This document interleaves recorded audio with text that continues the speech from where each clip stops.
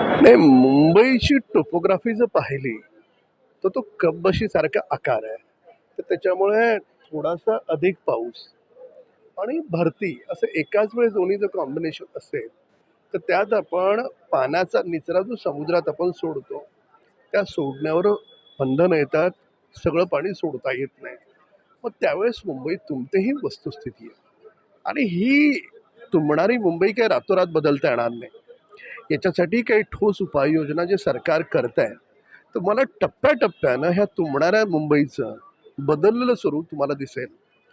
आणि या राज्याला माननीय मुख्यमंत्री देवाभाऊ एक इन्फ्रामॅन म्हणून ओळखले जातात. तर त्यांच्या नेतृत्वात मुंबई महानगरपालिकेत आत्ता आमची सत्ता आली आहे आणि तुम्हाला खूप चांगले बदल येणाऱ्या भविष्यात दिसतील.